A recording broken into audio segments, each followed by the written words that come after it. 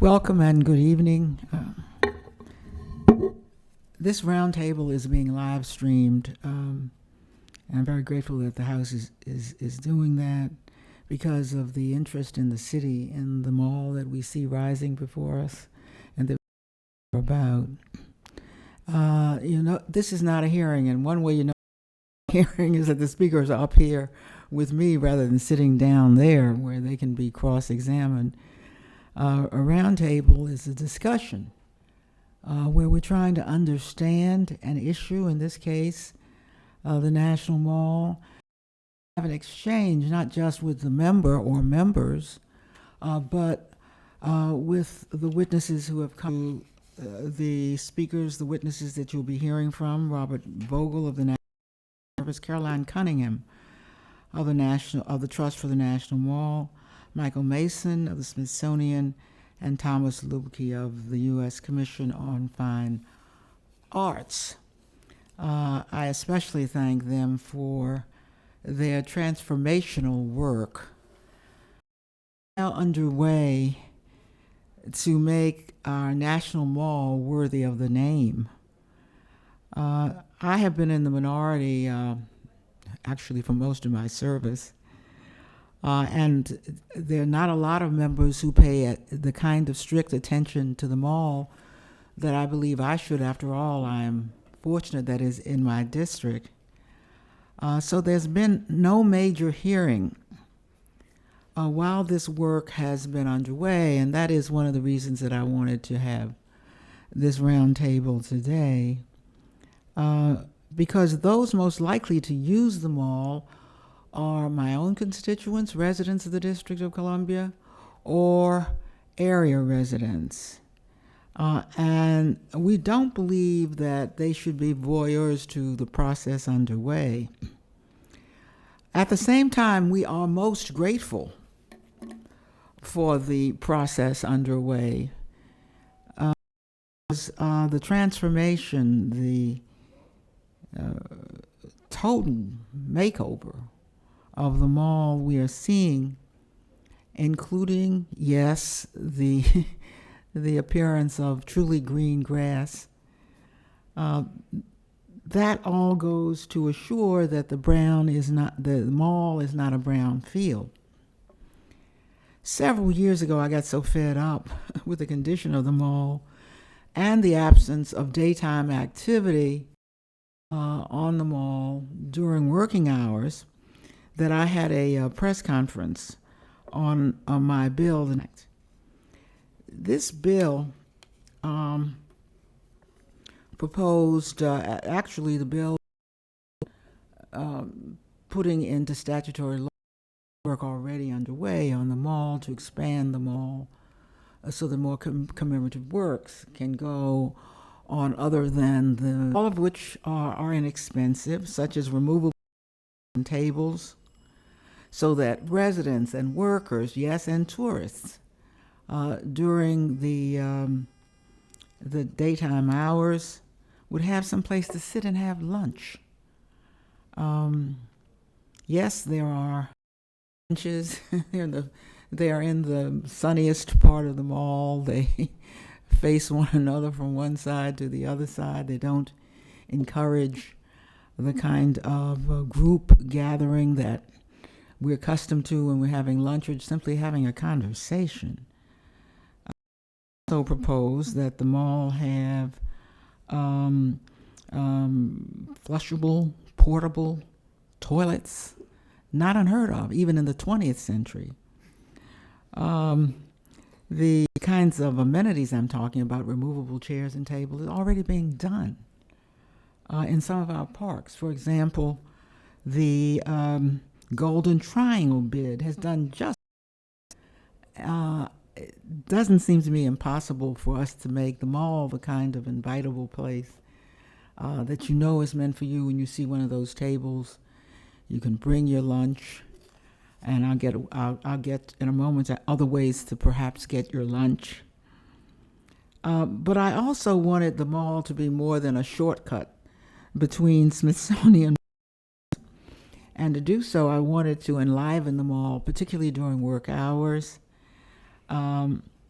when residents are downtown or working, to make the point, I had a press conference to show how what a brownfield the mall had become, and also to show how easy it would be to bring music to the mall. I invited a jazz quartet to come and play, and the press came and listened to them. I am very grateful that since then the National Park Service, along with Metro and DC Arts and Humanities Council, have agreed, and now I think lunchtime music on the mall. And they did it after a conversation we had when it was clear they could do it without statutory authority as a part of their administrative authority. We have always found the National Park Service open to activities on the mall. That's not the problem. One of the reasons we wanted to hold this roundtable is to see what residents think ought to be done, what contribution they want to make to enlivening the mall. It was inevitable, however, given the enormous expense of adding turf, real turf, to the mall, and that's 146 acres, that there would be concern from the people, particularly from organizations who can no longer hold events on the mall, and some of them have voiced their concerns to our office. So if you wanted to sum up, the residents would likely ask if they were here, I think it would be, can grass and people mall at the same time? So we're gonna give our witnesses an opportunity to take a tab question. We are not unmindful of the serious practical questions and the many issues concerning the mall. We're not naive about that. We just don't know what is happening. There's not been enough information for us to find out. And I think that I have looked forward to this roundtable as a learning experience. I'm going to learn a great deal about the mall that I don't already know, and I have been perhaps more in touch with mall than any other member of Congress, and have worked closely with the National Park Service and the Trust, so that I think that's some indication that most people see it and don't quite understand what's happening, even though they appreciate what is happening. There's a serious concerning the mall. Here's another example. At a time when First Lady Michelle Obama has convinced the Congress to improve school lunches, we must ask if it's acceptable for children and adults alike to visit a national mall that is a fast food wasteland.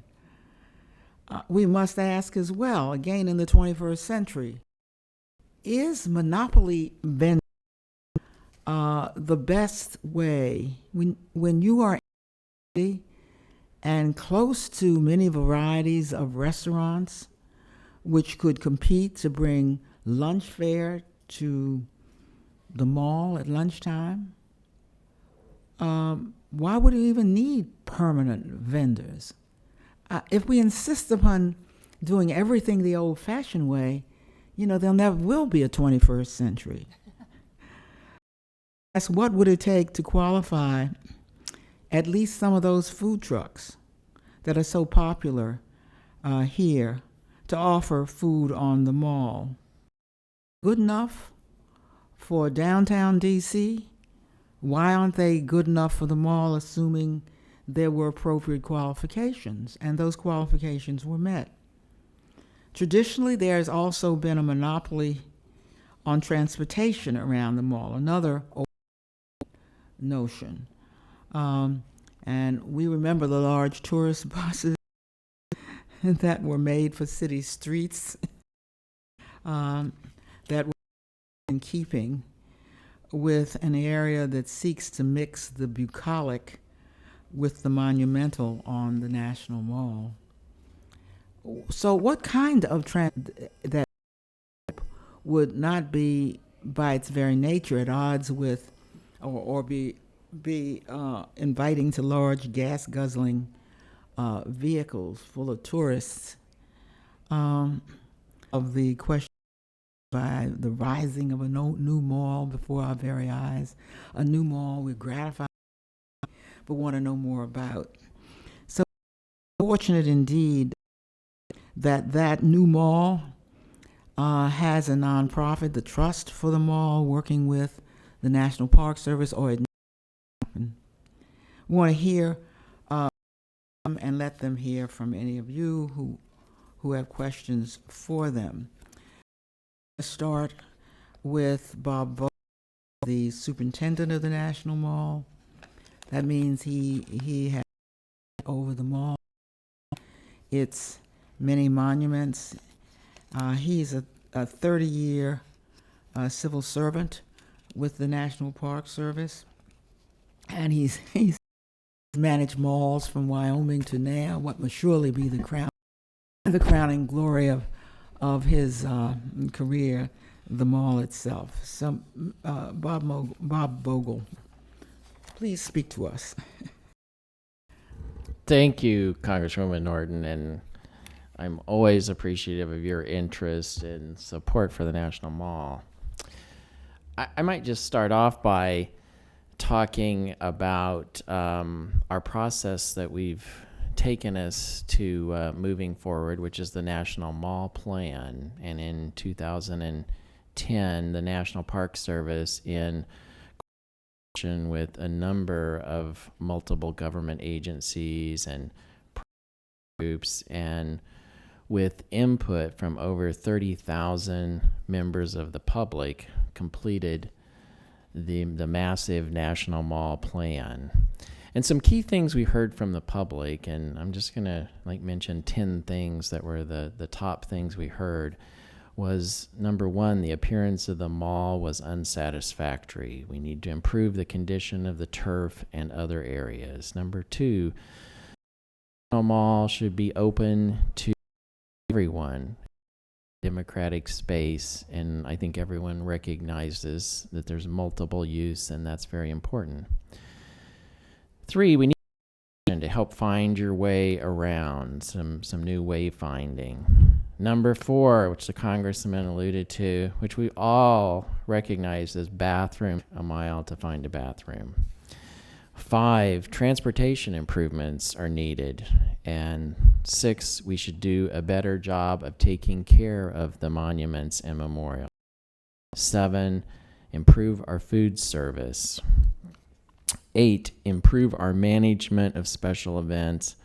9, improve our walkways. And 10, Congresswoman again alluded to this, more seating in the park to sit and be able to eat.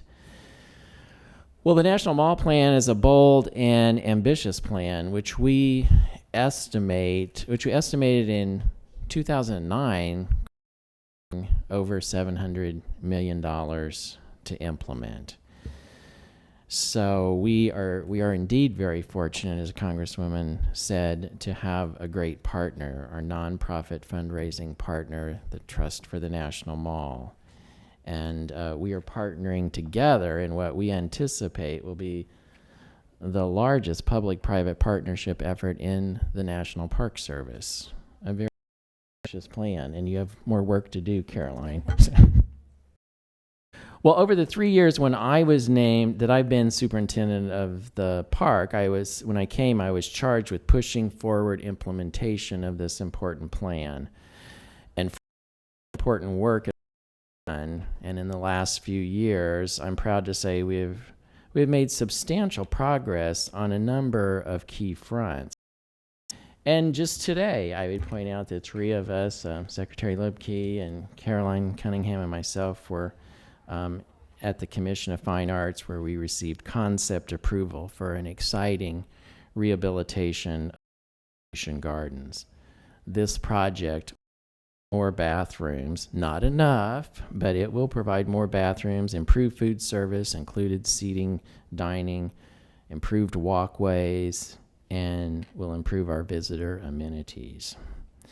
Is there more to do? Yes, absolutely. There's much more to do, and years of hard work is ahead of us. But I am excited tonight to tell you about a number of the successes we have had and the improvements that we are working hard on. I look forward to answering your questions and hearing your input.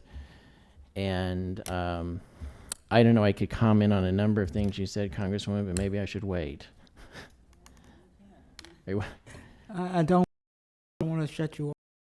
If you want to wait, that's fine. But if comment, because otherwise you've raised a number of issues that lead to questions.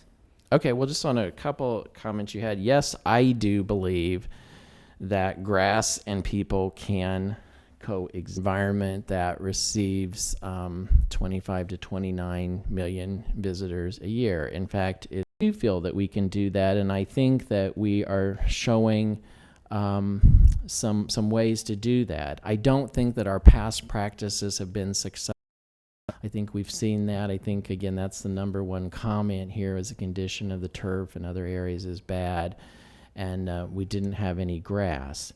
So I do think that the best science and technology available, and through our wonderful partner, the Trust for the National Mall, we had some of the best turf management expertise in the United States. Mall mix.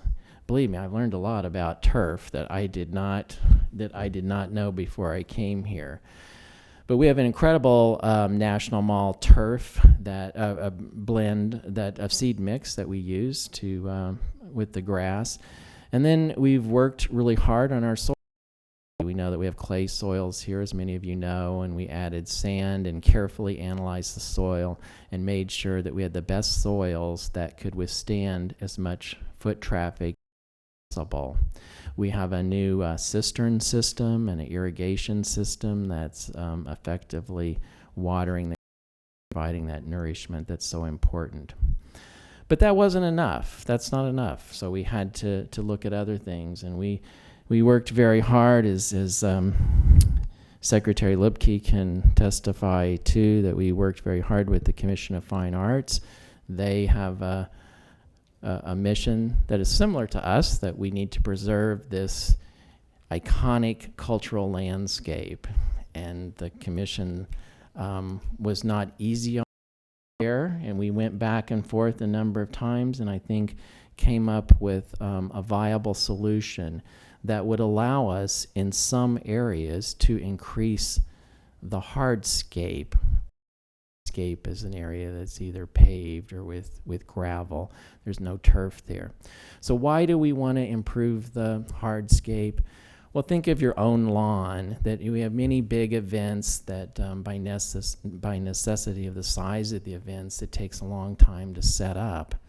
And if you put a tent or a stage or some 3 weeks or a month, and then you need another 3 months, you can imagine in the middle of the summer or most of the year, when you cover the soil for that long, the grass will die. So if we have more hardscape, that will allow us a greater surface area to put tents and tractor and heavy equipment and things that can stay there for a longer amount of time. So it really helps us in having large events. When we start the second phase of our turf restoration, we've completed the first phase. We're starting phase right at the completion of that, and then moving into the third phase, we will have increased hardscape or enlarged sidewalks, which will help us in that capacity. The third thing we had to look at, again, using science, using some of the best technical expertise in the country, so we can now, factually say if something is on this grass for this long in July, it will cause this effect, but if it's this shorter amount of time, it's manual. And these aren't regulations, these are just guidelines that help us in issuing permits to groups to say, if you can change how you're doing your event, there's no event that we can't accommodate on the National Mall. People have said that there's a lot less traffic on the National Mall.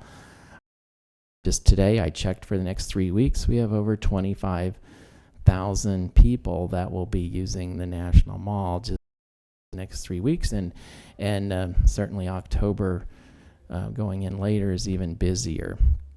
We have huge events. We are planning one of the largest concerts ever to be staged in an outdoor venue in Washington in November, and I can't give specific details on that, but we're talking about hundreds of thousands of people, and we think that we can effectively do that. Within a month after opening the new turf, our first challenge was the presidential inauguration. Certainly a high-profile, heavy attendance event, and we successfully hosted the last presidential inauguration, and the turf remains. It is indeed challenging for some of us to reconfigure how they're doing, and we have had a 40-plus year relationship with the National Folklife Festival and consider it a critical event for the details, but we recently signed a 5-year agreement. Some people have said, why is it just 5 years and what's going to happen after 5 years? Well, all of our agreements are 5 years, so we have no intentions of anything happening and signing another 5-year agreement. So I do think it can work. I think it is challenging, and we all have to give a little. It's been a challenge for us at the change our behaviors and manage it. We've had to, we've worked with the Trust for the National Mall, and they got a wonderful donation from John Deere of new equipment to help us take care of the turf. We've had to hire the first professional turf manager in the history of the National Park Service. We've had to really train our permit staff that issues over 3,000 special use events permits a year in how we can protect this important cultural resource and still have great events. So we are still having walks and First Amendment gatherings and all sorts of special events, and I do think that we can effectively have grass and people together, although it does take some change behaviors and some differencing. As far as food, we are working on concession contract, which we hope will be out on the streets in the next year. We do think we can make improvements in the location and our food choices, and certainly Constitution Gardens again would be the first time that we would have seated eating options in the park. We think high quality food is important. In fact, in 2013, Director Jarvis, Director of the National Park Service, launched the National Park Service Healthy and Sustainable Food Program actually on the National Mall, and all of our concessioners operating within the National Mall and Memorial Parks have voluntarily complied with this directive, and we're offering low-calorie, low-fat, and low-sodium options along with a variety of salads, fruits, and beverages. We have muffins, bagels, yogurt, smoothies for breakfast. We have new choices for children, including hot dogs, nachos, pizza, and chicken tender. Not saying all those are healthy, but we do have healthy options such as chicken wraps and southwestern turkey pita and tuna and egg salad sandwiches and salads. I'm not saying this is healthy either, but now we're offering wine on the National Mall. So we have made some progress, and we have more work to do. In regards to food trucks have always been prohibited on the National Mall, but food trucks are actually regulated through the District of Columbia. So it's actually not Park Service rules, but district law that designates the locations of food trucks. We do have a number of food trucks in the National Mall and Memorial Parks, just not on the mall proper, where we do have a legally enforceable concession contract, which does And I think that's the same process that the Smithsonian and the National Gallery of Art and even Congress itself has concession contracts where people bid to get this exclusive right. And to their justification, I think that those contracts are putting money back in. They're required to empty their trash. They're required to improve their facilities. They're required to pay for water and utilities. And they're required to give us a percentage of their money so that we can have inspections and other important services. And that's a little bit of the challenge with food trucks, is that some of the experiences we've had is that they come in and leave, and we've had substantial complaints about trash and vandalism and questions about food safety. So I do think that food trucks do have a place in the city. I like them myself, but and we are in at doing a new concession prospectus for the National Mall proper, and we'll look at all of our choices there. But at the present time, food trucks are prohibited, and that's so it's not. Park Police is enforcing the law. And maybe I will stop at this point before I take over the entire meeting, Congresswoman. Well, and that's fine, and we appreciate because you've discussed some of the issues that I think are on people's minds, and we'll have an exchange about those issues when our other panelists are done. Next, of course, to my left is the president of the Trust for the National Mall, and this is the lady who's responsible for all that fundraising and that is restoring the mall, and for essentially the partnership, the unprecedented partnership with the Trust. She knows our city. She was before she came vice president of the regional partnership for the Greater Washington Board of Trade. So we're very pleased. I'm Caroline Cunningham. Thank you, Congresswoman Norton. And you have been a tremendous advocate. And I would say that since the Trust for the National Mall has been in operation, have resulted in about $150 million in new appropriated funds. So whatever you're doing, keep on doing it, is all I can say. And that infusion of capital has really started to transform the National Mall. So when the Trust for the National Mall started, we modeled ourselves after Central Park Conservancy, really wanting to raise capital to transform the national. We the best park in the world. Shortly after the organization signed a partnership agreement with the Service, the National Park Service and National Mall Memorial Parks came up with a mall plan. And as Bob outlined, it was very clear what the public said, and comments were taken across the country and from every single state and a few territories, I believe. With the National Mall Plan, the Trust and the Park Service just their attention on actually three of the most impactful projects that would meet the needs of the public and that would focus on what the public called the Park Service to do. Those three locations were Constitution Gardens, which I will talk in more depth about, the Washington Monument Grounds at Sylvan Theater over in the southeastern corner of that the Union Square, which is at the foot of the Capitol, which is now property of the architect of the Capitol. And we turned over a stunning design, and our hope is that they finally build that, although they've asked funds for that as well. Yeah. The park, just a couple of data points, but I do think it's worth repeating. 29 million people come to the National Mall every single year. Half of the American people will visit the mall in their lifetime.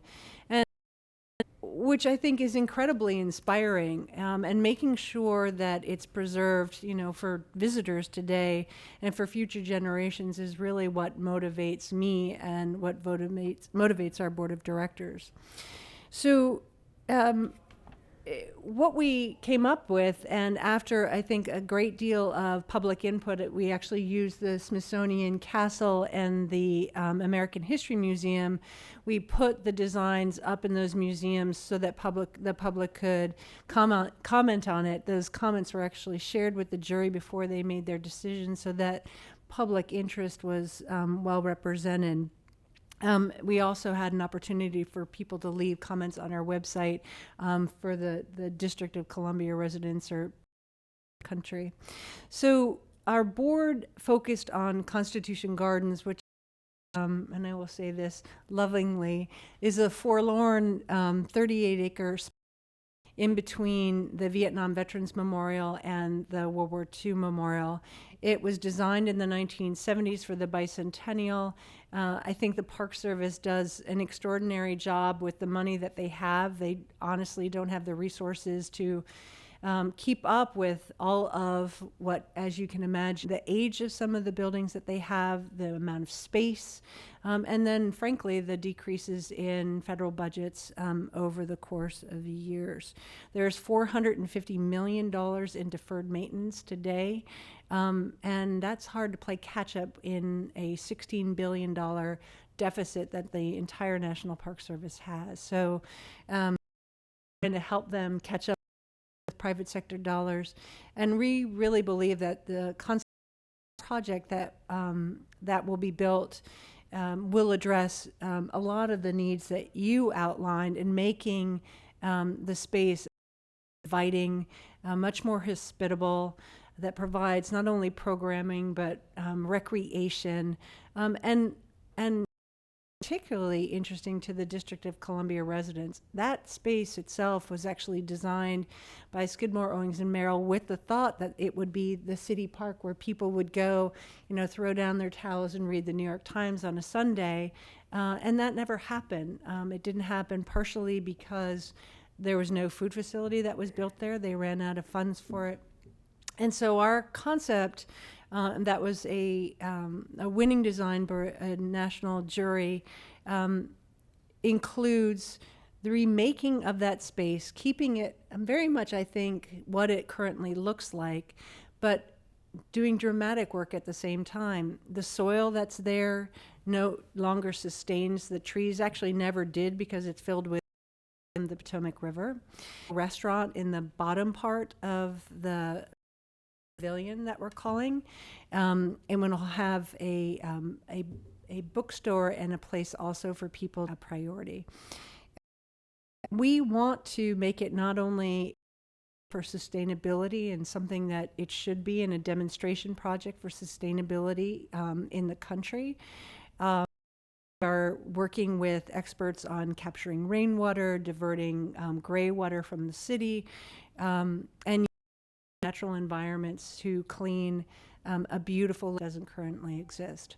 And then the other thing is to, and I think that the public immediately is, we're breaking ground in the spring, and the first phase of it will be completed, which is the moving of the historic lockkeeper's house about 20 feet away from the curb, because it's in a very dangerous location, but making it as a gateway to that beautiful 38 acres, inviting the public into it, providing information about not only the history of the city and the lock itself, which was an important historic element of our city, a building that predates the U.S. Capitol.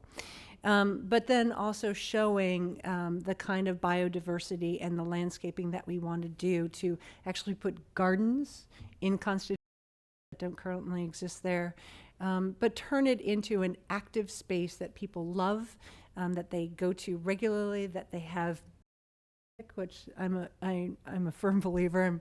I have a secret passion to get music at the Roosevelt Memorial, swing music, dancing and swing Memorial, but it should be a part of the National Mall to make it more inviting and a destination.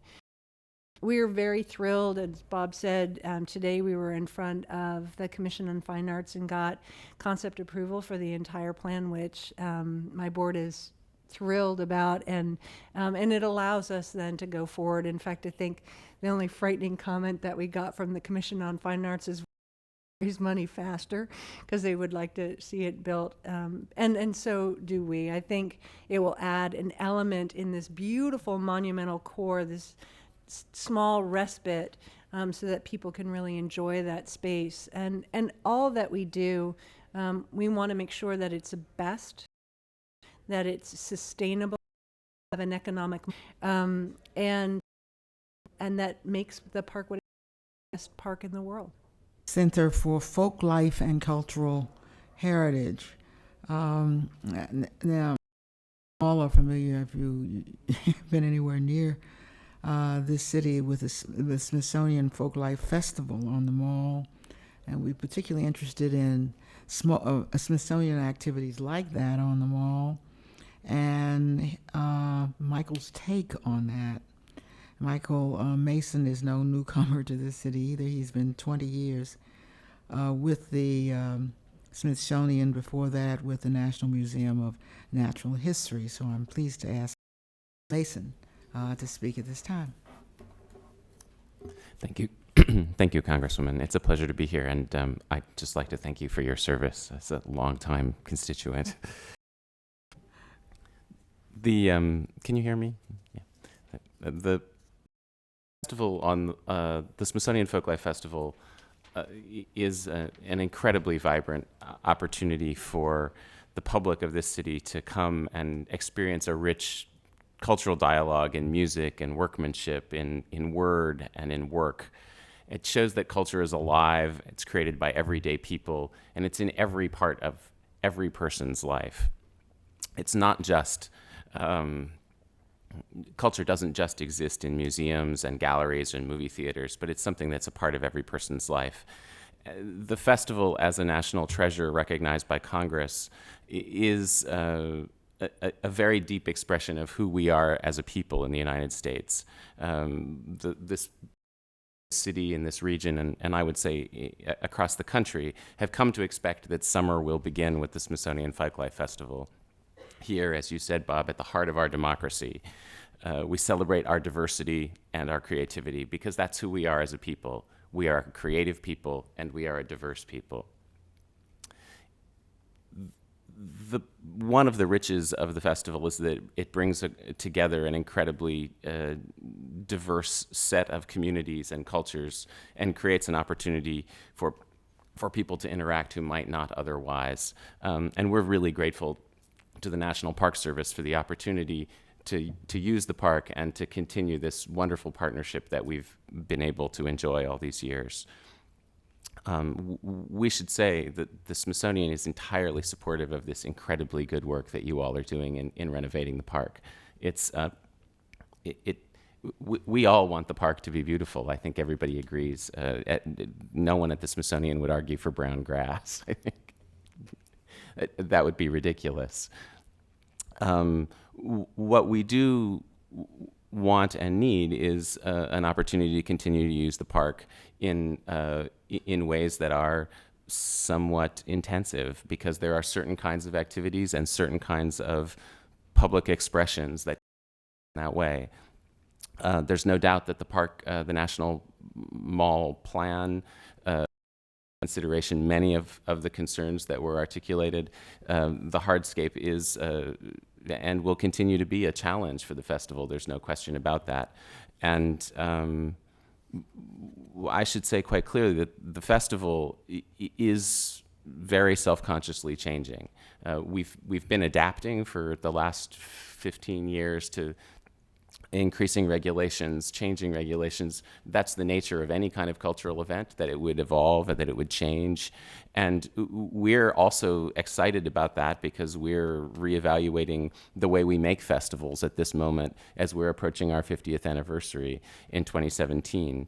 So in some ways, we welcome that opportunity. We are happy to spend 2 weeks on the mall and make sure that it's particularly lively and particularly memorable for visitors, both from out of town and from here in the city. The festival, of course, has a very long history of working closely with partners across the city to represent the diversity here in the District of Columbia. In preparation for tonight's conversation, we did a little tally. In the last 20 years, we've had 14 programs that featured communities here in DC, and we're very proud of that, because the Smithsonian, although it does have this long history as a national institution, it does live in this city, in this place, and many of us who work at the Smithsonian, of course, live here too, and really value that connection with this city. So we will continue to work with you all in every way that we can to make this work. I appreciate your sending the plans over today with the new designs, and we'll be in touch about specific concerns if we have any. Obviously, I got them at something like 2 o'clock this afternoon. I haven't had a chance to look at them. But we really appreciate the openness and the sharing of information, so that there is an opportunity for us to raise our concerns and make certain that the hardscape is as amenable to our activities as possible. So, thank you. Thank you very much, Michael Mason. And finally, we're pleased to welcome Secretary Thomas Lupke of the U.S. Commission for Fine Art, whose work is key to all we're talking about. Everything that of any note in the city that rises at the federal level goes through the commission, and of course the national framework plan that we ourselves were so close to, which extended the mall, allowing commemorative works on space other than that major space, has come through the Commission on Fine Arts. So we'd be very pleased to hear Secretary Lupke's take on all of this. Well, thank you. I was so delighted to get your. And I really have to say, this is an interesting discussion that really is the nexus of politics and culture and physical design. It is not possible without the leadership of the politicians, as well as the rest of us.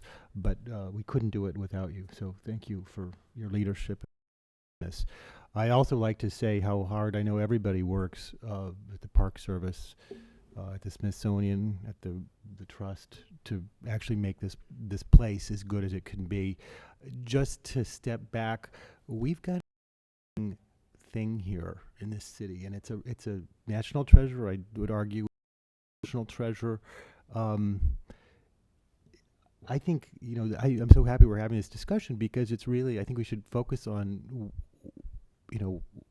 how fantastic it is and what we can do to make it better.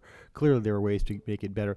I have to make a little plug for design, in that I don't think it would be as successful as it is if it hadn't been, the design hadn't happened. In other words, the Macmillan plan, the elements of the plan created this space that is really a stage for all Americans, from the national to the regional to the local, to do all sorts of things. It's a spectacular space. It's got this sweeping frame for all the major pieces of our government. It's lined with these incredible cultural institutions, and it functions as a in all these levels. Symbolic. It's image of the nation. It's ceremonial. It provides a place for things like presidential inaugurals, political expression for marches and that kind of thing, cultural programming like we've talked about with the festival. It's also very important as a city recreational space. So it has to do a lot of things. And with 30 million visitors or so, this is, when we start to get into these questions of how do we manage it, I think it's a good problem to have. I mean, I'm sitting there going, how the heck are we ever going to get anybody down here? So I guess the idea is, I've been thinking about this a lot because there's been issues that have been raised about how can we do it, because there are problems where, you know, things are the hardest thing for that grass is, of course, the duration of things that are erected on it. 2 weeks, 3 weeks starts to really kill things off. And I think everybody would like to be able to see remain as that kind of cultural heart of the city. So I think a lot of it's been talked about how we got here. There was, you go back 10 years, there was a tremendous outcry about the condition. I remember we had to testify at a Senate hearing, 5 about this, and there were advocate groups like the Coalition to Save the Mall who were very vocal about that. And I think it really gave the federal groups a little bit of a kick in the pants to get going on this. It actually started the mall plan, and it did. My agency, the Commission of Fine Arts, joined with NCPC to actually create the monumental framework, the framework plan that Congressman Norton mentioned, trying to really figure out how to manage these things. So it's been. I look at what you have done now with the first phase of the mall restoration, rehabilitation. It's really spectacular. I was looking at it today, and it seems to be very resilient, which I think is a great thing. At the same time, it's a changing design. It's got new restrictions and operating things that are going to affect the users. We've already seen. We lost the solar decathlon, which was a wonderful event that was really great to have on the mall, but those things were up for 21 days or more. It was really a real problem. The Library of Congress Book Festival was there. They found other locations, and clearly we've got these questions about how can the Folklife Festival continue to operate. It has been outside there on the mall for 47 years. So, and all these things, and then of course all the other events, the ones that come and go very quickly are less problematic. Some of the things that came out of the framework plan were also ways to integrate life and on the mall. And one of the things that I wrote a piece to the Post this summer saying maybe there's other ways of looking at this. And it all kind of comes together in terms of how can we find ways to accommodate programming, how can we find ways to improve visitor services. We need, as has been mentioned, we need food, we need comfort, we need space for orientation. And one of the things that I had suggested talking about in this was that we have the Arts and Industries building, which is a fantastic gem of sort of high architecture, designed as an exhibition hall. It's quite large. It's 100,000 square foot footprint. Does that sound about right? It's something 2 acres or more. It has just been renovated. It's quite a spectacular space. It lends itself to all sorts of uses, temporary things coming and going, food, exhibits, stuff that could be.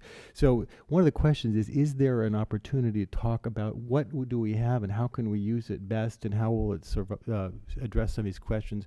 One of the things I wanted to put on the table as a public discussion is that property, which is actually right now the word I had read in some of the press coverage was that it was being mothballed, even though it has just been renovated.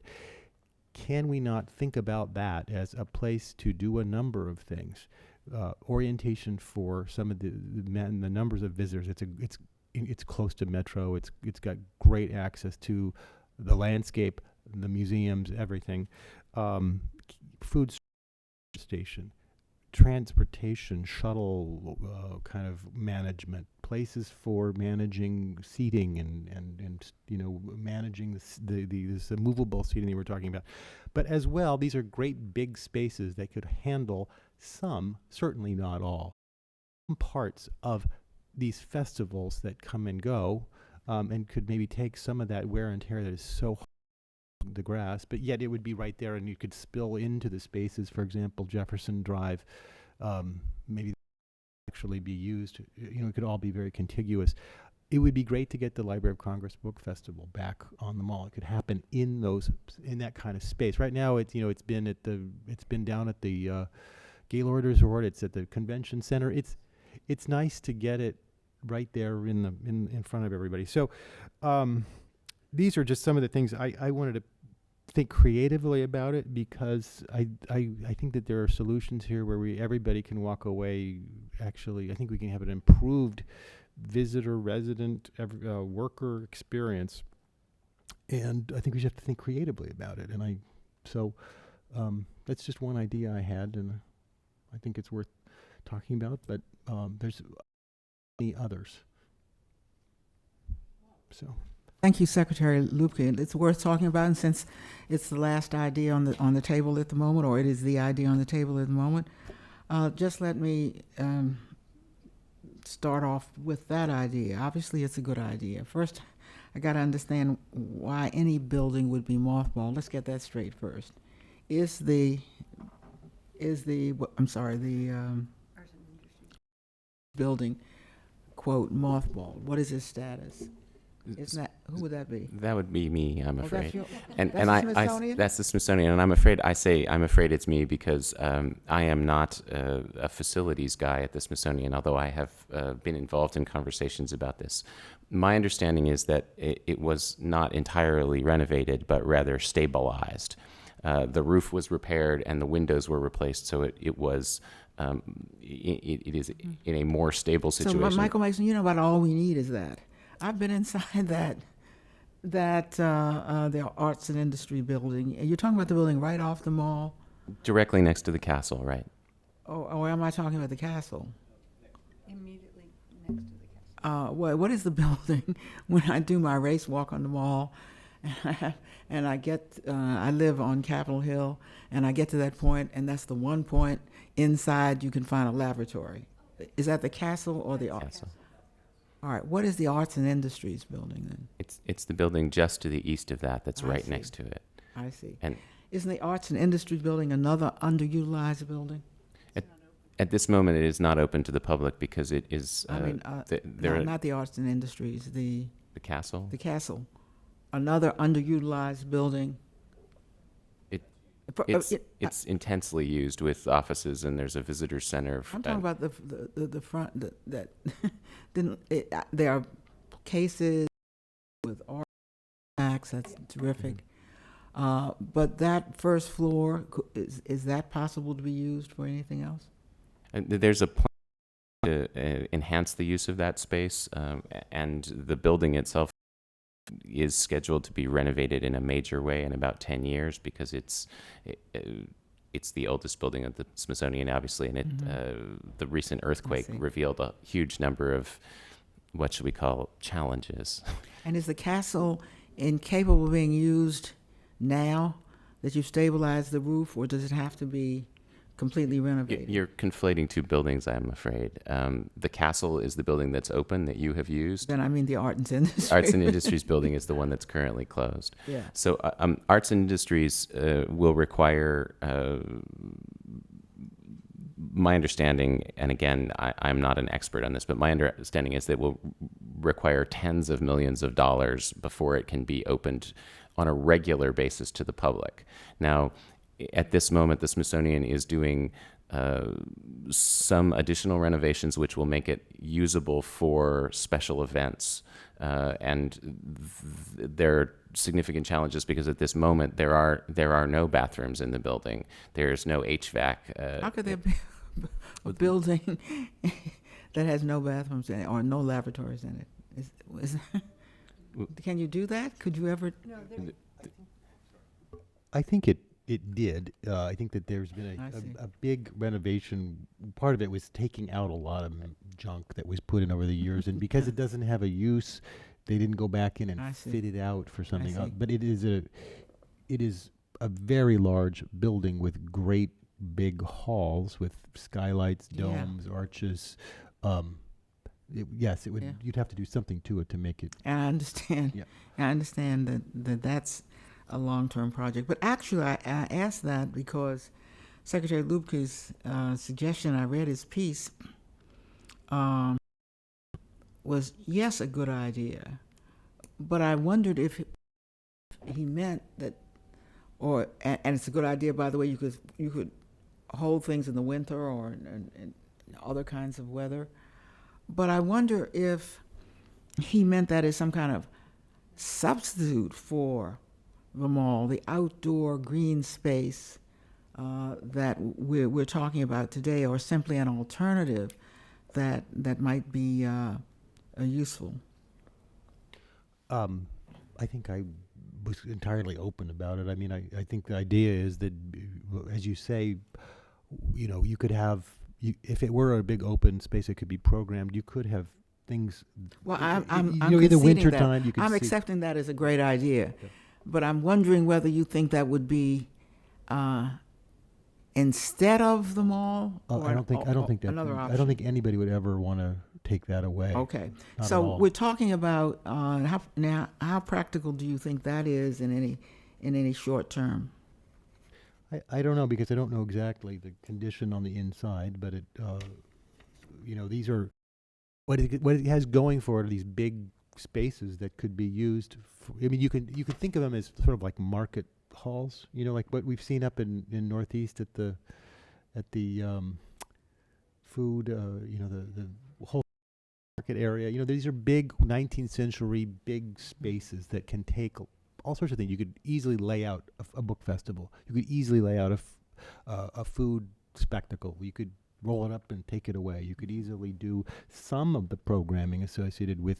The question is there a way for example, with folk life, can they use the mall mostly stuff? They might actually want some things that they could spill out and be a place of orientation.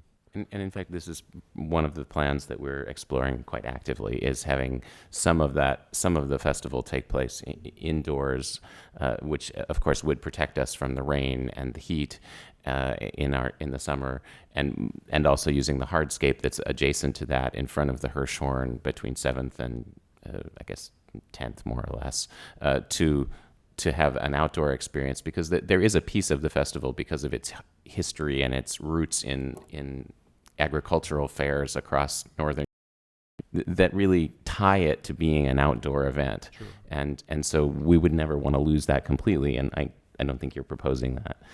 But the indoor space would certainly be beneficial to us, and we are actively exploring that. The current plan to bring arts and industries to a level that it could be used for special events would allow us to use it for during the Folklife Festival. Oh, excellent. Now, let's get to the hardcore issue, and that is into the nuts and the turf compatible with people. Now, Michael Mason, how are you able to have the specifically, how are you able to have the Folklife Festival on the mall for 5 years that has been agreed to? What is it that's different? Well, the regulations are quite clear that we will need to keep most of our structures on the hardscape, and that's because our structures are up for such those a long words time. don't mean anything when we're live streaming this. What is the hardscape? As Superintendent Vogel explained, the hardscape is anywhere that's paved, where there's a sidewalk or where there's gravel. So as far as we can tell, that's not the mall. That's the sidewalks alongside the mall. Is that what you're saying? That, I mean, I don't understand the Folklife Festival. I see it before me, and lots of dancing and the like is going on a stage-like area. Would that take place? Your agreement? We believe. And if so, where? Tell us where on the mall. Tell us the streets between what street and what street, so that we have a visual sense of what you're doing. In 2015, next year, we will be on the grounds of the National Museum of the American Indian, and on the mall that's adjacent to that. So that's at Maryland and 3rd, I believe. And so you're going to, all right. So you're moving it. In 2015, we're moving it. Will you be it. on the grass? There will be people on the grass. There will not likely be structures on the grass. If there are structures on the grass, we would have to move them every, which is labor intensive, but labor intensive and expensive. So, all right. So, all right. You found a way to do it, to have a folklife festival that looks like a folklife festival on another area of the mall. We're not partial about where it is. Is that the permanent place where it's going to be? No, ma'am. Once the renovation is completed between 7th and 12th Streets, the memorandum of understanding or the memorandum of agreement that we have with the Park Service says clearly that we will go back to that traditional space between 7th and 14th, and we will have to abide by these same rules. We will have to be on the sidewalks. Our structures will have to be on the sidewalks and on the gravel areas, but people will be able to move freely across the turf. All right. So, you mean you can actually do a folklife festival on the existing sidewalks at the mall? Maybe I can explain. Yeah. As part of the mall turf. I'm sorry we don't have a visual. Yeah, we should have. It would help with visuals. But I want to, as we went through this review process to get the design right, part of the question is this balancing act. For the sake of the turf, they can't be putting up tents for long periods of time. So then the tents go something hard. You can't just pave the mall.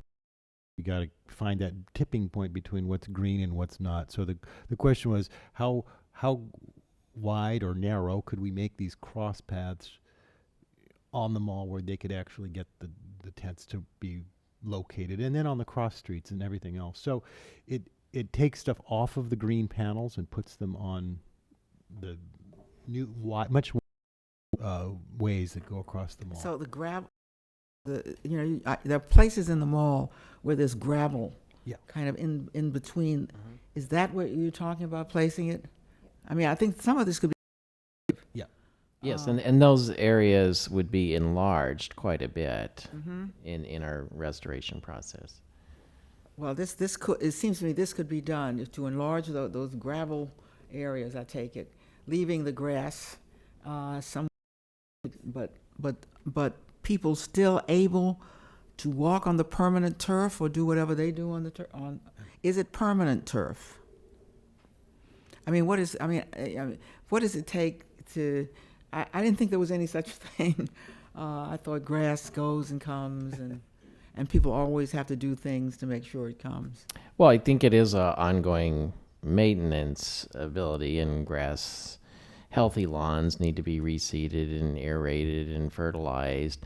But the goal is to keep your lawn going all the time. And if you kill the grass and need to restore it, it typically takes, even through resodding, which is the quickest way, in ideal circumstances, takes about 90 days and sometimes longer. So, that's part of the problem is when we kill the turf, then it can't be utilized by other people for 3 or 4 months. So the goal is to keep it intact, and we think we've had some good success. So this is a different kind of turf.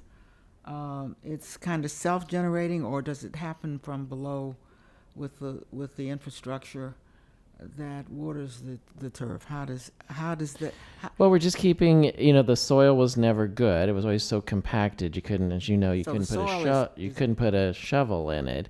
So this is good soil and healthy grass. And if you plant grass correctly and keep it nurtured and have good grass seed and reseed it and fertilize it, it will stay strong and healthy. And we have some things like the congressional softball leagues that have used the turf, and they play softball on it. And we tell them right on the grass. They do. And then we tell them, after a couple of weeks, could you move? Can we put a red flag up? And they know that they need to move, down just a little bit because we got to bring back the third base or home field and home base and. So you do envision that the games that flying kites or playing games or playing frisbee and all of that, absolutely, and, volleyball and all of that will continue to take place. Because that's an important part of the character of the mall. Very important. Let me ask about Constitution Gardens. I mean, I must tell you, during my actually stumbled into Constitutional Gardens one. They said, "What is it?" I'm a third generation Washingtonian. I can never remember having been there. I think we ought to rename it Phantom Gardens. I think it's a disgrace to have this huge part of the mall that I shouldn't say nobody ever heard of, but I can't imagine. Yeah, I can't imagine who goes there. I'm very pleased to see what you're doing there. What, aside from the fact that it's a little off center, why isn't it seen as more a part of the mall? Why don't people go there? Is it that there's nothing there? Why, Caroline, has it been so? I think that you can also chime in, Bob, in your experience, but I think the landscape was never, and the scheme was never fully realized. I think that if the restaurant that was initially envisioned in the 1970s was actually built, it would be a destination for people to go to. That never got built, and so there was never a there aside from this beautiful landscape. And I think over the course of the 40 years or so, that particular area was just continually underfunded. The pond was designed in such a way that it was basically a concrete bathtub. It fills with, has a fish kill every single year. This year I think it didn't because of such a cool summer. But I just think that the landscape had continually degraded, that it never was an enjoyable place to go. And like you said, you tripped over it. And I think that adding the amenities and creating a landscape, creating gardens in such a monumental place, particularly because it's situated between the three most visited monuments and memorials on the National Mall, the Lincoln, the Washington, and the Vietnam Veterans Memorial, and now the World War II Memorial, that it is an interesting destination. There's a curb cut where buses are dropped off, so veterans, World War II veterans and their families actually go and walk over to the World War II Memorial, but they don't stop because there's nothing there, and there's no incentive for them to stop. There are no bathrooms, there's no food, there's no programming. So I just think it was an underutilized space that fell into disrepair and not an interesting destination. Yeah. Well, you're gonna have to do a whole lot more than put signs up to get once Constitution Gardens are there. I want to suggest that if I thought enlivening the mall was necessary for the main mall, if there are not events happening, I think people will discover it very easily. Could I ask before I go on, because I'm with questions that have been raised, whether you who come have any questions for those who you've heard describe what's happened on the mall? If not, I'll just keep going. Yes. Wait a minute, here's someone. I have a couple of questions. Push the button. Hi, yeah. I have a couple of questions.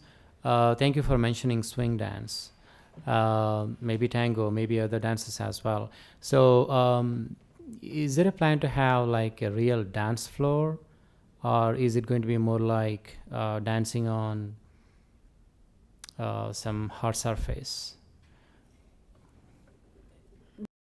Personal wish, and I'm not speaking from the president of the trust or the National Mall or from the National Park Service. I had always thought, I mean, the important part is that we have to protect our cultural resources. The only reason I mentioned swing dancing because it was the period, of Roosevelt in that time, and it would be a wonderful way to not only bring the history of the period of that time back to the president at the memorial. No, but he's raised the underlying plan. Question is the mall a place? Look, given the fact that you're not putting structure on the mall, Mm-hmm. If somebody wanted to have a day where they did swing dancing on the grass, would that be out of the question? Well, I do think are planning a number of public spaces that can be used to revitalize and make it a fun place to come. And certainly Constitution Gardens, we have several locations that we hope will be vibrant, lively places that we can have music and dance and other cultural activities on a regular basis. Whether we will have a designated dance floor or not, I can't speak to. We haven't probably gotten that far along yet, but we'll keep that in mind. Well, I do Argentine tango, and right now we do at Freedom Plaza on Sundays, a Sunday evening, in summer. Right. We do use that space, but it would be nice to have, a dance floor kind of a space on the mall where a lot of people can see and Sure. participate. My other question is, A great idea, by the way. thank you. I live very close to the mall. It's a privilege to be so close. I really love the mall. It kind of seems to me somewhat dead by I don't know, PK time, 8 o'clock, 9 o'clock. I see some people walking around and sitting on the benches and all that stuff, but I don't know whether there are any regulations regarding security concerns and all that stuff, but can it be more lively with events going on at night as well, 8 o'clock, 9 o'clock? Maybe I'm pushing 10 o'clock.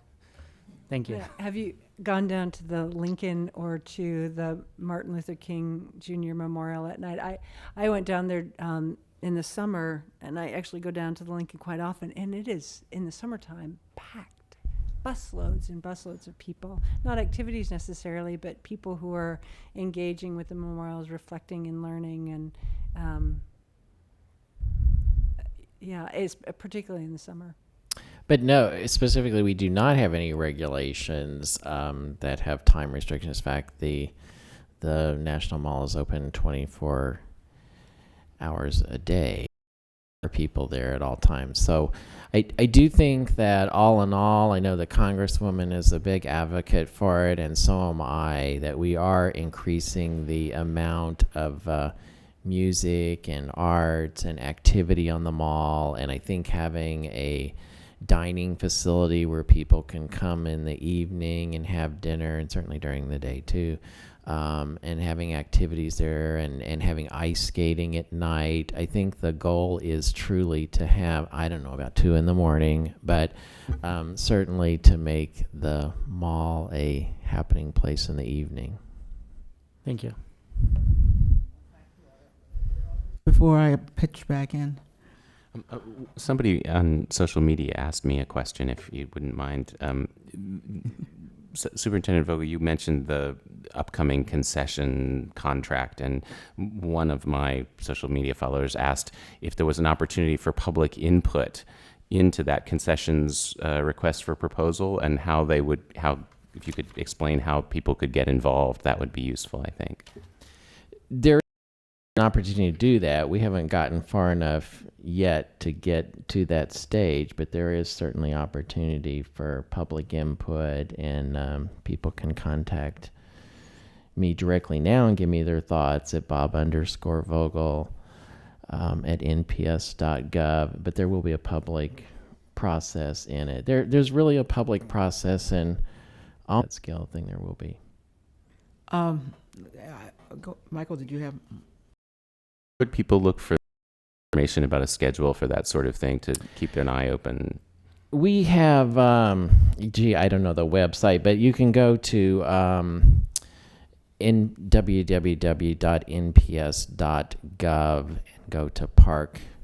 Someone can help me go to park planning and then go on to National Mall. And that is our planning website, and any public plans. So we have public documents out for comment now on Constitution Gardens, for instance. So they're always posted at that location. So that's nps.gov/park, correct? Planning.gov. Not nps.gov. Okay, You've confused me, but okay, we got that. Well, but Michael, well, not just, but I just see so many ways in which the mall could be used instead of lying fallow. Now, I mentioned in my opening remarks that people use the mall basically for a shortcut between Smithsonian museums often, or at least going from one side of the mall to the other. Why doesn't the Smithsonian bring some of its artifacts and art outside in at lunchtime, and say, wouldn't that help you? Wouldn't that bring the Smithsonian to the people more? Bring more people into the Smithsonian. Good joint use of, and the Smithsonian, you have the extraordinary benefit. You could have been any old place. Wisdom, the Congress, when it had wisdom, did see to it that you were on the mall. That is the best spot in the city. So isn't it possible and you were at the National Museum of Natural History, we have a new Museum of African American History. I mean, you surround the mall. Is there anything that would keep the Smithsonian from coming outdoors, for example, on given days have you ever considered it, and would you consider it? I'm not going to answer for him, but the Trust for the National Mall is working with the National Park Service and the Smithsonian Portrait Gallery. If you go out on the National Mall today, just south of the Lincoln Reflecting Pool, the Portrait Gallery has brought a 6-acre art installation that will be open to the public, not only to help build, can walk around when it is completed, but this portrait artist makes huge 6-acre size faces, and so we will have actually this extraordinary experience of portrait art on the National Mall that people can help build. People can help, made especially for this occasion. Made especially for this occasion. So it is ephemeral. It's only going to live for a month. The sand and the soil that it's being made up of will actually be used by the Park Service in other locations so that it can be recycled. But the idea of I think the Portrait Gallery is actually being very inspirational in bringing portrait art out onto the National Mall for the public. Well, that's the kind of innovation that I really seldom associate with the mall, or even with the Smithsonian. Is the Portrait Gallery part of the Smithsonian? It is. And I'll take some of the pressure off of Michael too, but I think that's a great idea. I don't know about bringing, artifacts out and how that would affect the museum collection, but that certainly the Park Service and the Smithsonian, and we do have a long and proud partnership, and I think we would be happy to engage in conversation. And I know that Michael and I have talked about the Folklife Festival in 2016, which is the Park Service working together, and I think there are other ways that we can reach out as the Park Service too, and collaborate to do things together. And we do a lot of things together. I know I open my mouth here and then I can't think of the event, but with the big flag, and so there's a Star Spangled Banner. Thank you. And there are a number of things I think we can continue and improve upon that relationship, and I certainly would enjoy that opportunity. Michael, is there anything that would keep the Smithsonian museums from doing what your Portrait Gallery has already done? And they have done something very special. I'm not talking about anything special. I'm talking about one artifact, 2 or 3 artifacts. So I think I say that the origin of the Smithsonian Folklife Festival was precisely this urge to bring the people who made the artifacts to the mall, so that it would bring to life all of those fabulous objects in the collections of the Smithsonian. And there are many efforts across the Smithsonian to make all aspects of the organization more accessible, and that includes using public space to the extent. So the National Museum of Natural History, for example, has a butterfly garden adjacent to it. There's on the outside sidewalk, there's a whole installation of bird-friendly plantings with interpretation about how you can create bird habitat in your yard at home. So using that outside space to talk about the mission of conservation is happening more and more. And accessibility leads very quickly to the kind of participatory experiments that the Portrait Gallery is doing, and I think that you will see more and more of those. That said, our conservators are very concerned. They are charged with preserving, as long as possible, the objects in our collections, and so they are not excited about bringing them outside. Michael, you failed to persuade me. We're not asking you to bring... the Smithsonian has in its attic, it's got so much stuff that nobody will ever see again.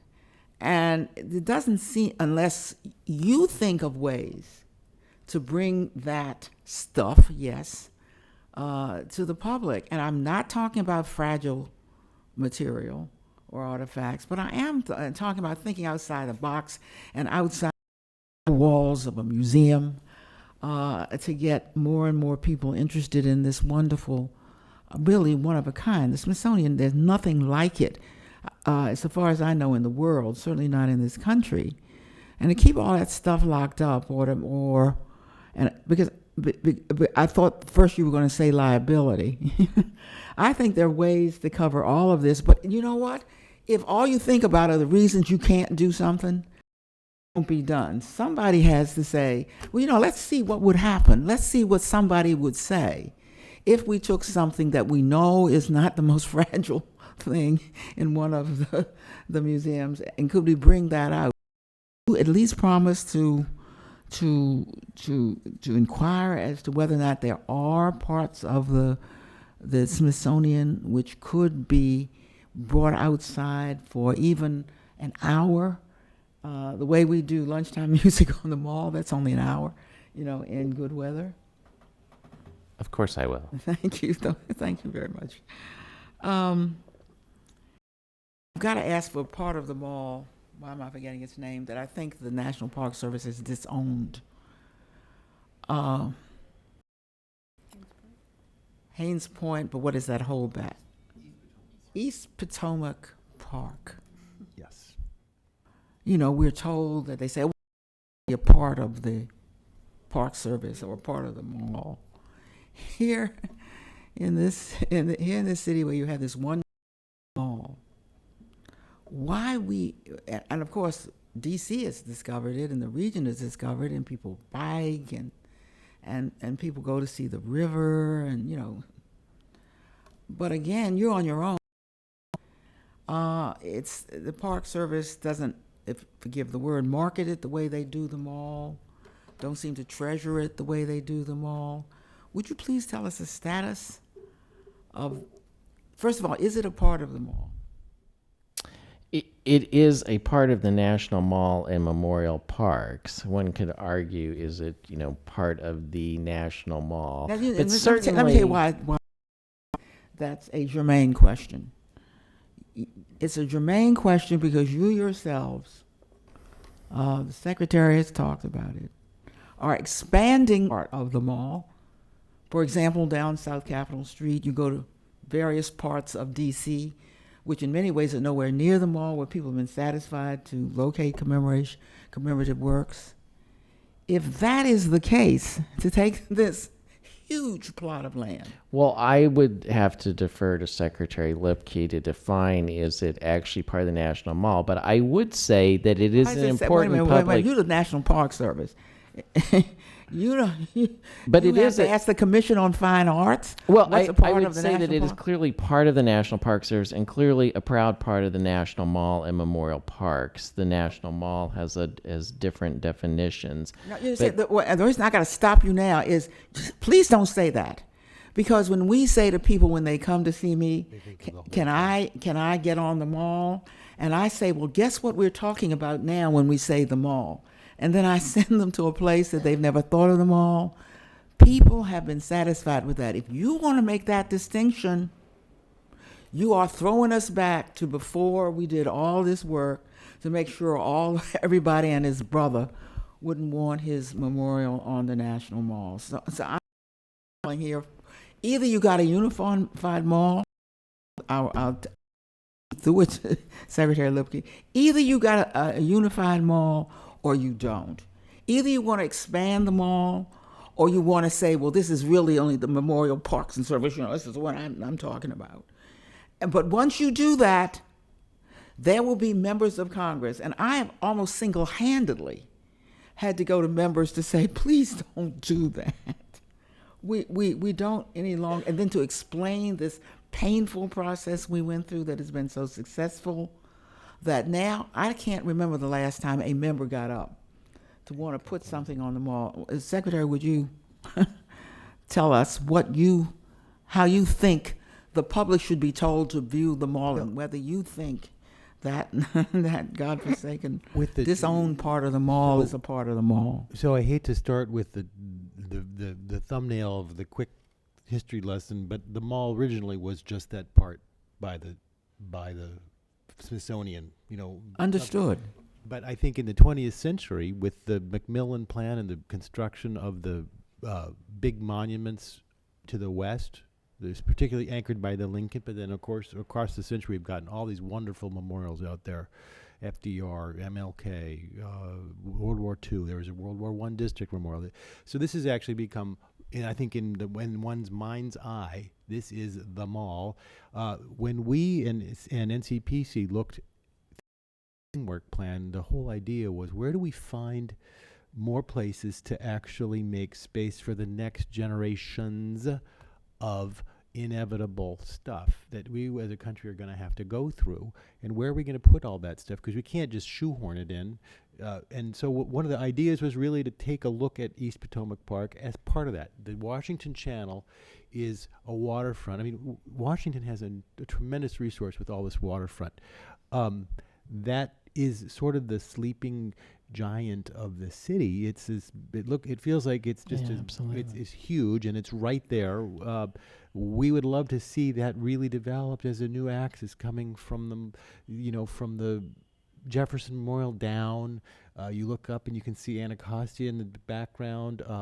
It's a really beautiful thing. The channel could be really. We talked about getting more bridges. Actually being able to get there. It's a kind of a peninsula. It's very hard to get to. So bridges, we proposed, let's get a metro stop there. The yellow line goes right underneath it. I know that sounds cheap, doesn't it?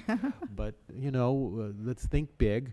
And inevitably, there's a cluster of old bridges, railroad, metro, 2 or 3 highway bridges. And if in the fullness of time, if those need to be reworked, the idea was maybe we kind of rejigger them and actually clear some of that stuff up. And there was an opportunity to create some festival grounds down there that, guess what, just like the mall panels we've been talking about, they have this beautiful backdrop, river on one side, Lincoln Memorial, Washington Monument, and Capitol Dome all in front of you, and the tidal basin, just moves that could be made that could really transform it. And we don't know what would happen. We don't know what it's for. We don't know who we would be commemorating, or what events, or what things.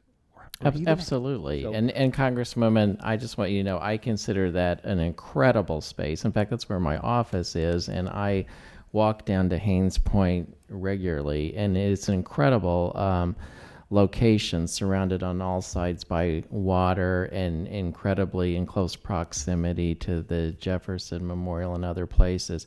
And I think, as Tom was talking about, as we're looking at the new development of the waterfront right across from that on Main Avenue, we certainly have been talking with the District of Columbia Department of Planning and other people about how could we create a pedestrian walkway, because that incredible green space is going to be more and more important as more people move into that area. I think our greatest challenge there is the seawall, which surrounds it on all sides, and we have tremendous challenges there with on a regular basis during high tides. The What area happens at high tide? Does it flood? it does, and pretty much in every high tide, and so the sidewalks have really deteriorated, and the cost estimates of restoring the seawall all around and the sidewalks is incredibly high. Well, again, Several- if people aren't lured to come beyond where they are now, you're not going to get the support for that. And Absolutely, but it is a vibrant area, and it's Well, it widely is. used, and people You are picnic right. on a regular basis. You are certainly and- right about that. Could commemorative works be located there? That for me, Yes, yes, absolutely. Mhm. In fact, I think it has been, identified for a number of things. But this is the whole. I think the long game here is that you create, like we have the framework up to the Capitol, out to the Lincoln Memorial, down to the Jefferson, and this is a sort of a new direction to move to that southeast direction along East Potomac Park, maybe even leap the river and go. This is one of the interesting things about the St. Elizabeth site, is that it actually is kind of up at the top of the hill when you go that way. So another spot is at the bottom, 10th Street, the Plaza and Banneker Overlook is a very, very critical connection. This waterfront development on the channel is tremendous. There's a lot of it, and it's going to really transform the way the waterfront. And it's a little more than a quarter mile's walk up to the castle on the mall, and so that connection is going to, I think, really start to put pressure on these kinds of things down there at the waterfront. All right. Could I ask another? And so you'll put me back in my box. Why do you need? Why do you need concessions on the mall? The district has become a big restaurant city. I don't even get to food trucks for a moment. Why not let some of those restaurants, which have food of various kinds, compete, rather than doing it the way you've been doing it ever since there has been a National Park Service? National Park Service, there are rote ways of doing things. Why not say, well, wait a minute. Why, if we can do it for the same, I tell you it would be less, in funding, why not take advantage of the food services that are abundantly surrounding us, rather than going to the old-fashioned, somebody, even with better food on the mall, and I congratulate you on that. I had no idea. Like the same fast food as I walk past it, but I'm pleased to know that there are other options, and I'm sure many people will be pleased to know.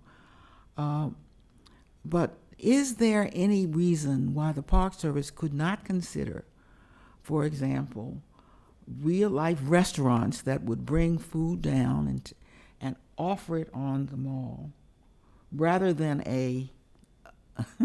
something that I think mars the mall, those things that are found up the mall, whether they serve fast food or nice food, they're not in what you'd expect on a mall. Is there any way you couldn't use the restaurants in the District of Columbia and let them compete to bring food down to the mall during lunchtime and other times? I think Mobile food that is around us, rather than the same old food every day from somebody who gets to do it and has no incentive, by the way, to do anything but keep doing it the way he was always doing it. As contract is there. I think there are some new approaches that we have looked at and we can look at. So I think we can look at that. I think there's some obviously logistical challenges of, are they bringing in warm food and how do they keep it Wouldn't warm? have to be But there's warm. ways that So you have regulations. It could be coals. It could be, the point Sure. is, Right. leave it up to them. All right, I'm going to, since I live here, I'm going to ask restaurants in the District of Columbia for their ideas on how food could be brought to the mall, taken off the mall, and what it would take to do that. And we are looking at, in our new contract, of having, mobile food carts, which would, in theory, allow Yeah, people to speak come about that. in Would you and speak move about to that different then? locations. And, at certain Tell me times. about a mobile. Tell me more about what is a mobile food cart and who would operate it, and would it be? Just tell us how it would operate. Well, I think by current concession law, which is part of our restrictions, but I think we can have. They're not your restrictions. You yourselves have decided to in fact of the kind you do. You have regulations. You could decide anything you wanted to decide. Well, I think there's we no are- law that says you must do concessions on the malls or anywhere else. You all decide to do it because you've been doing it for 100 years that way. That's my problem with the National Park Okay. Service. And I think we are actively looking at some different solutions. And mobile food carts can be anything from a push cart to someone can, can drive, a cart. And maybe at breakfast there's a certain group of people that are jogging, and there's a great location. And for lunch, maybe there's another location, and for dinner, so that it gives more flexibility and there can be more food choice options at Cleaning different up times of the day. for themselves is the way you say that you already require. And I would like to say, like at Franklin Square, where we're working on this great partnership, we are looking at bringing in a different restaurant from the city and seeing how we can do that and looking at new creative approaches. And we're doing that incredible project in partnership with the District of Columbia and the downtown bid. Mm-hmm. And I think we're looking at some new models that can really work there. And I know that a really high quality restaurant, cafe is kind of a key of making that to work. Mm. So I Of think which, we are looking of which we have a huge abundance in this city. I'm very pleased to hear you speak about that in that way. You spoke of a concert, and we're not asking for details. We know that has to be announced in its own time, where there would be hundreds of thousands of people. Where on the mall? between 3rd and 7th Street, and then also the Washington Monument grounds. So that means that if people are there for a relatively short period of time, there's nothing to keep events even during. That's correct. Very important to understand. Because I was going to ask you, could anybody have a march on Washington again on the mall? Yes. And we did have our 50th anniversary last year, which you were. And with regulations in Yes. place? Yes. Food trucks. Now, you pawned it off on the District of Columbia because they have the streets and you have the mall. Of course, the District of Columbia, if it says you can't be on the mall, but yet you can be, by the way, in the vicinity of some of your other parks, it must have done so after consulting with you. Absolutely. And as I indicated, we do have at the current time a concession contract, which does legally entitle the So that's really the, concession we can owner. understand contracts if that's the reason. So that's certainly a key reason. I think the other reason is on the side streets. I'm not talking about Madison or Jefferson, but on the side streets, that iconic landscape of the mall is very important to us to maintain. And so having Wait, I'm sorry, I'm not sure. You say not Madison or where you mean? I'm talking about 3rd, 4th, and 7th Street, where the cross streets. So we would really rather not have food trucks in those locations, so that your view from the Capitol to the Washington. But you don't Monument think it's back. inconceivable to have food trucks where you say food trucks could be limited number under regulations that you yourselves would decide, assuming that we didn't have a concession contract? I think it's certainly something we can explore. Thank you. Um, um, in terms of DC, we can always get together with DC, and just like they talked with you before they said you can't be on the mall, uh, and we see what DC has done in other parts of the city. All of those things can be worked out. Now, Caroline, I was very pleased to hear you talk about what was going to happen in Constitution Gardens, and you even talked about some of the things we'd like to see happen in the rest of the mall. One of my issues with the mall is that, or even the trust, is that we seem to be waiting for it all to be finished to do anything. Now, I mentioned the Golden Triangle. Well, they have removable. They have removable tables and chairs. On the mall, there is shade on, but that's not where the benches are. You are doing a magnificent job of gradually remaking the mall. Is it necessary to wait until it's remade in order, for example, to get some tables and chairs on the mall so that real people at lunchtime can bring their own lunch without violating the Park Service regulations, bring their brown bags, and not be forced to sit in the sun in order to sit down? Or do we have to wait until they're permanent this, that, and the other, which will take $1 trillion? Can't we have an interim plan for the trust for the mall along with the grand plan for the trust I for the think mall? I think we can. In fact, we're the ones that have worked with the Golden Triangle bid and said, let's try a new model. It's been very successful. Now, of course, is there any way to get a bid?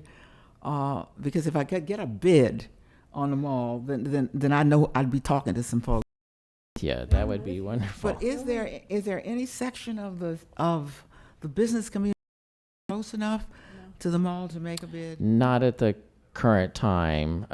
Certainly the downtown bid has Southwest may been happen at some point. great at trying to help us with some things on the mall, but that's kind of outside their turf. Who has? But I'm sorry. the downtown bid, but it's it's not really close enough. But the bids have been wonderful in working in. All right, so you don't have a bid, so you're left with, do we have to wait? And you haven't even told me whether, when it's been done, Caroline, whether there will be tables and chairs under the shady trees of the mall. So I don't know, after it's done, you convinced me that the gravel and the grass are not an impediment to people using the mall. But there are hundreds of thousands of people downtown locked in office buildings who would, they turn the key at 12 o'clock and you can come out. But there's no incentive to come out now. Is there a way? I'll leave the toilets aside because I think they can go back. They can hold it till they get back. But and there are the museums. I'm sure you're overloaded with people coming in because there's no other way to use the laboratory. But isn't there a way? Be clear. Next spring and summer, to have some movable chairs and tables under the trees on the mall to encourage people to believe that, in fact, this wonderful place is being transformed now, and you may not see it, but look what we're doing. Would you consider that? Answer is yes. But Bob, do you want to talk about the concession contract and sort of the elements that? No, I took that. I said you bring your own brown bag lunch, Caroline. But I think that's important because a part of the new plan for concessions is to not expand the footprint of the current concessions, but actually do what you said, which is, put more seating for people, because clearly if you give people the opportunity to have place to sit down, relax and enjoy themselves, actually increase concessions and increase people either bringing their own brown bag lunch or buying food that's there, particularly if it's improved quality food. But for the moment, with the concessions and the rest, I'm really trying to get to things can be done in the short term to make people come to the mall that by the time you get it all done, you will have people who truly appreciate what you're doing. So I'm asking for short-term thinking as well. And I'm starting with chairs and tables under the trees.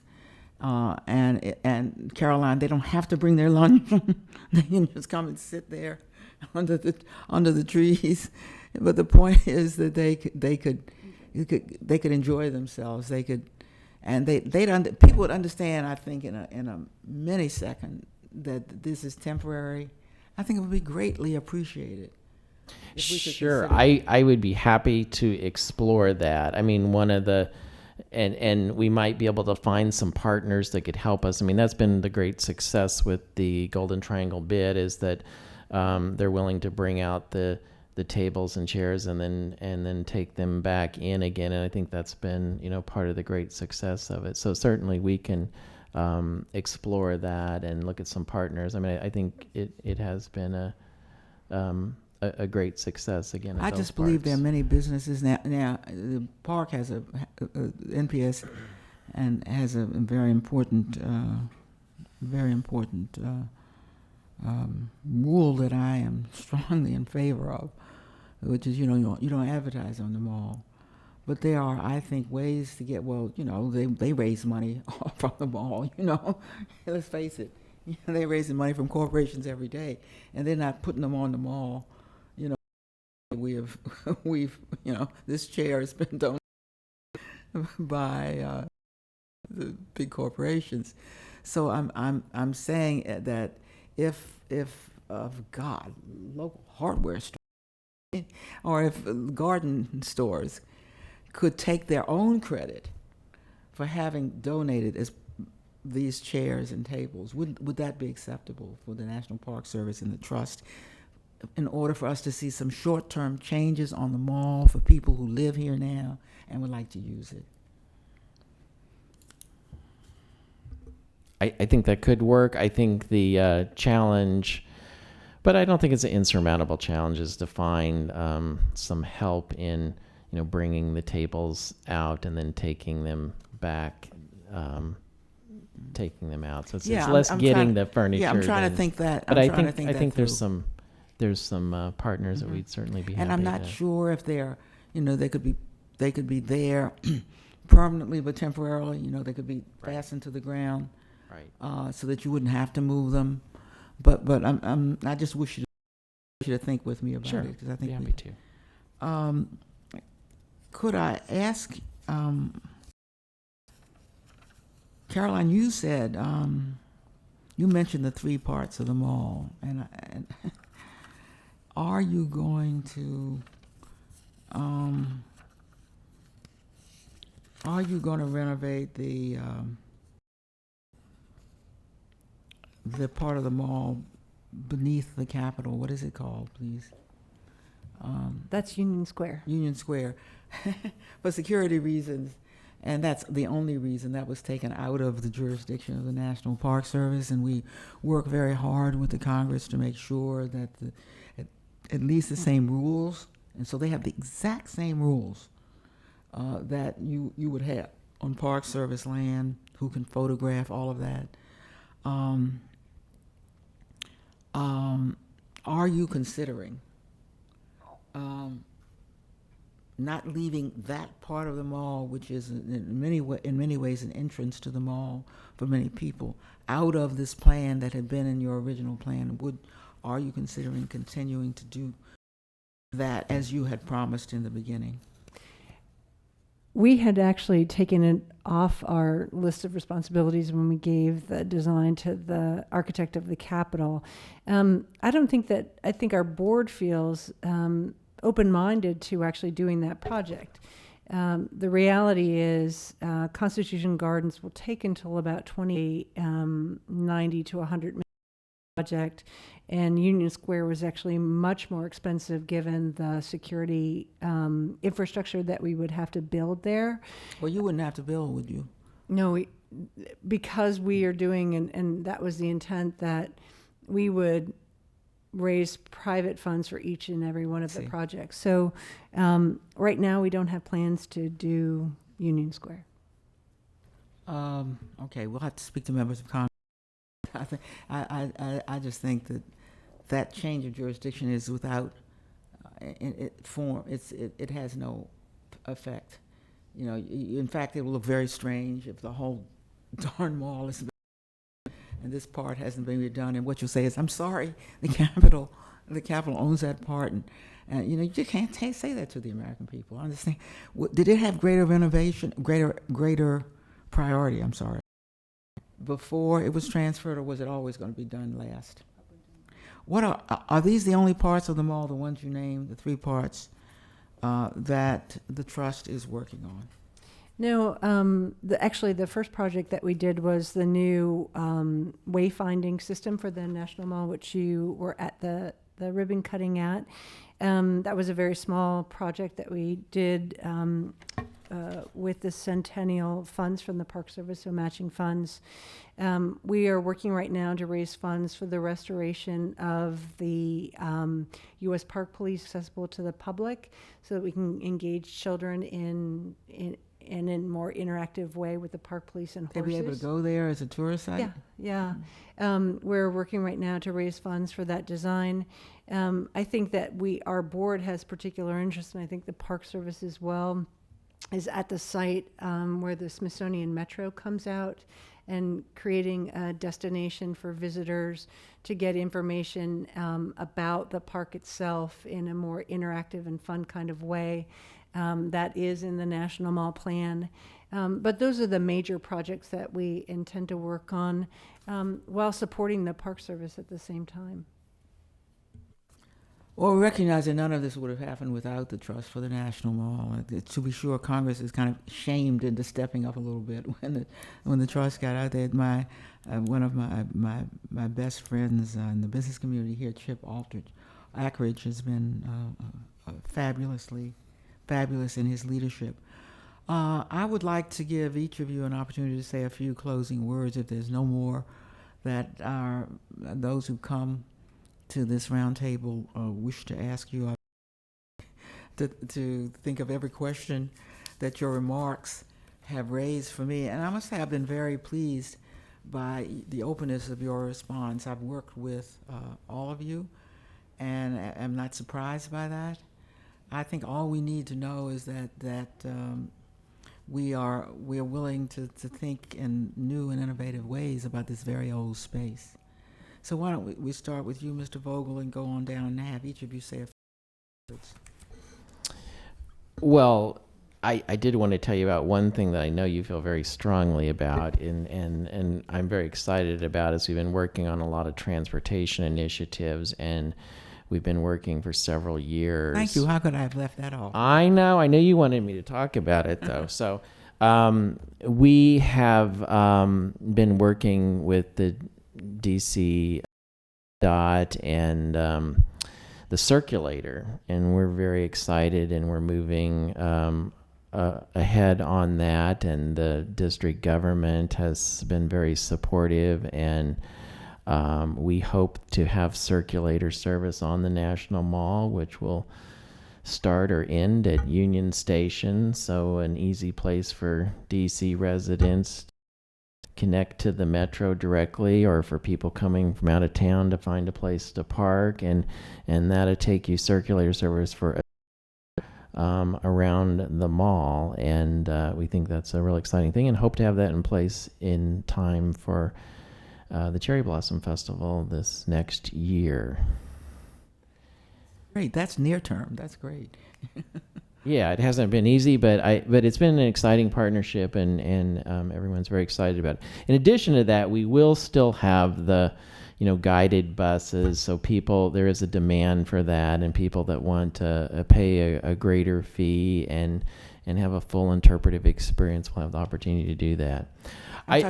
Would you elaborate on that? In addition to the in addition to the circulator, there's going to be a concession Yes. for a tour bus. Because there's a demand for people, particularly from out of town, to The scale and the and